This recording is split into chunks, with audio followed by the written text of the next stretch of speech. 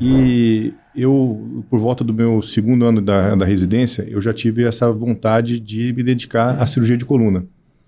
E aí, nessa época, eu comecei a buscar uma referência que eu pudesse aprender aquilo que a neurocirurgia não estava me oferecendo.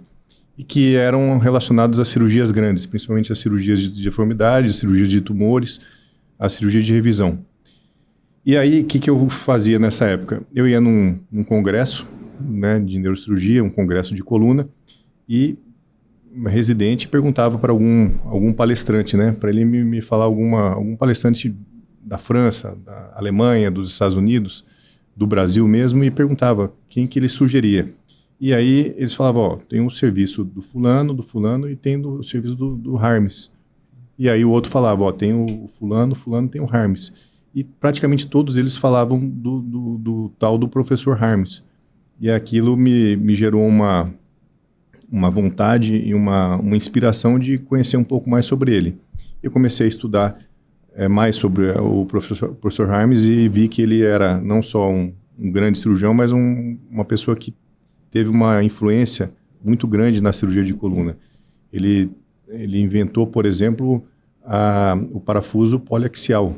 Ele inventou uma técnica de fixação C1, C2. Ele inventou uma técnica de hemivertebrectomia via posterior para tratamento de escoliose congênita. E ele inventou talvez a técnica mais difundida para fusão lombar, que é o TLIF. Então, é uma pessoa que tem ali uma raiz muito forte dentro da cirurgia de coluna, não só da deformidade, mas da cirurgia como um todo. E isso me gerou essa vontade de acompanhá-lo, e foi quando eu, através do professor Sérgio, pedi para ele encaminhar uma carta pedindo um estágio lá junto do serviço dele.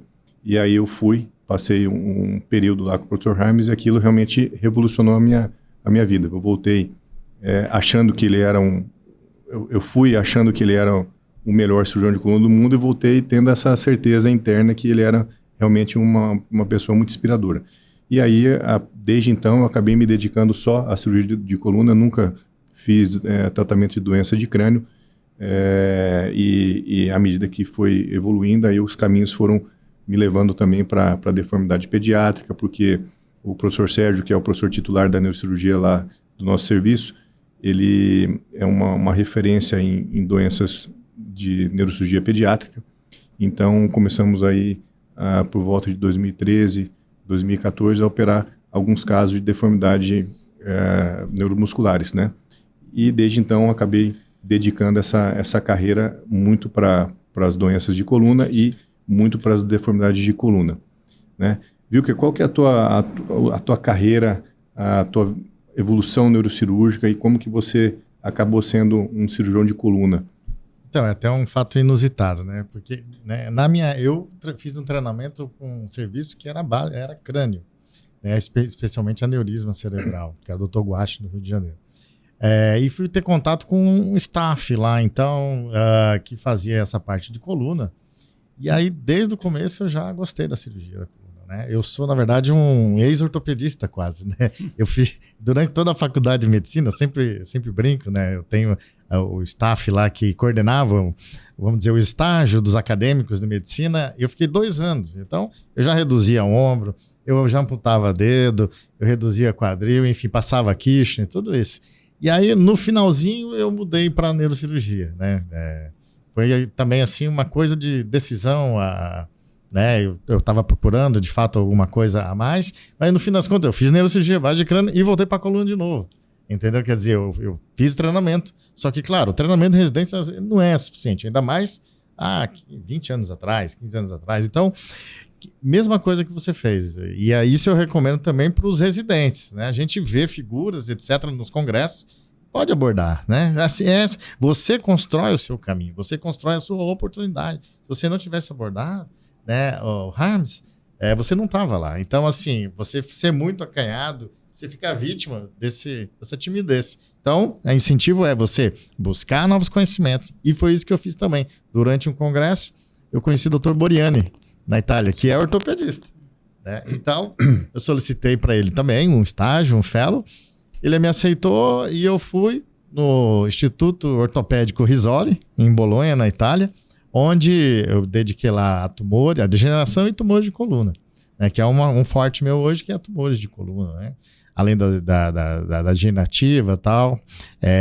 E aí foi uma experiência muito boa, porque eu consegui ver, sentir e vivenciar a experiência do ortopedista na coluna. Eu vivia como se fosse, né, um ortopedista. Eu estava no meio do pessoal e, para mim, eu me senti muito bem. Eles também me acolheram muito bem. Então, eu tive uma experiência, né, mescla nesse sentido, e foi muito proveitoso. E claro, depois eu ainda fiz um ano de funcional aqui no HC da USP, para eletrodos, a parte de dor e tal, para complementar também a coluna. E com isso, eu me senti realmente assim, à vontade para assumir a cirurgia de coluna. E claro, é o grande volume do neurocirurgião brasileiro, de geral, assim, é coluna, porque a incidência é maior de doenças da coluna, né? E com isso, né, com isso, no longo do tempo, fui também fazendo outros cursos, etc. A gente, na minha época, não tinha essa estrutura, tem que ir para fora, na minha época, né? Depois começou, então, alguns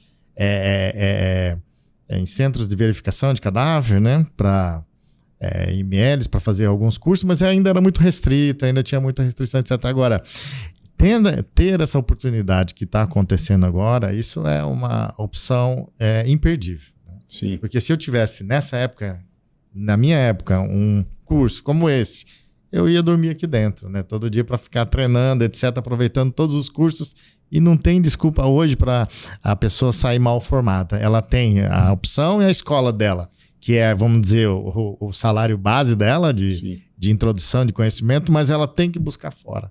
Ela vai ter que buscar, independente da escola que ela esteja fazendo, seja neurocirurgia, seja ortópico, coluna, ele vai ter que buscar fora complementação. E depois, nesse fora, ele tem um insight, uma luz e segue um caminho.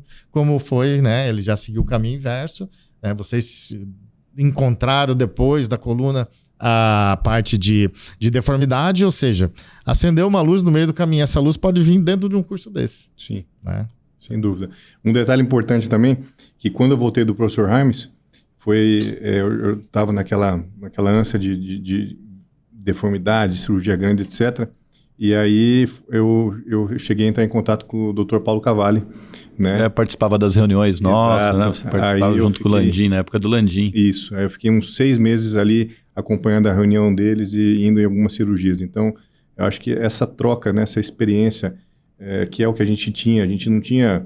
Nunca teve um curso de deformidade, não tinha um curso de deformidade hands-on para poder desenvolver. Então, a partir do momento que o que a gente tinha na época era só acompanhar os cirurgiões, né, e ir para fora do Brasil.